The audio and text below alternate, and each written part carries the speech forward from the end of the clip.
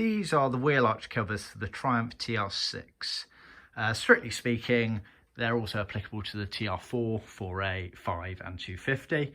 But due to the colour and mainly the colour of the piping, these exact ones are actually for a TR6. They're fairly basic. They are bits of material sewn together with some piping and some loose foam for padding underneath. We obviously oversize these bits on these sort of inside edges here and also on the outside, which allow you to, when you're fitting it in the car, go down onto effectively the rear shelf area here and have an overlap so that the felt and the carpets cover it over. But then same again on the vertical there, so it sort of bends up and would be hidden underneath the adjacent quarter panels.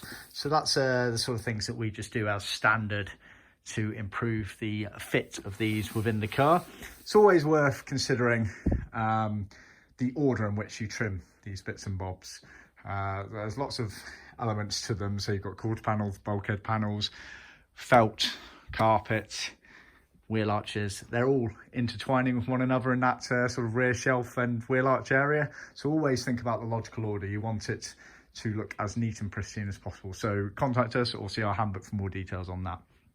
These wheel arches, these have been done in vinyl in a shadow blue material. Shadow blue is what Triumph called this material. We call it pale shadow blue, just we've had confusion in the past with other clients who have assumed that the word shadow means dark blue. So just clarity on that. So this is shadow blue, or pale shadow blue as we refer to it on our website, and it's been piped in the exact same colour there. We can also offer leather for these parts here. And as you can see, they've been sewn all the way around like that with the cuts in them to allow for the piping to sit neatly. When you come to fit them, this is the right hand, so it sits up in the car like that and the rear shelf is there. Look for these triangles, they indicate right hand, whereas the left hand obviously doesn't have it.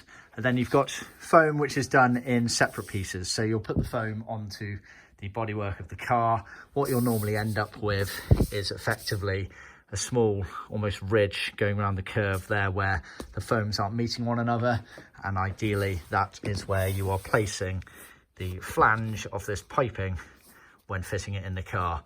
It's also worth keeping in mind that that's the crucial element when fitting it. They're deceptively tricky, these things to fit. The concept of them is very straightforward.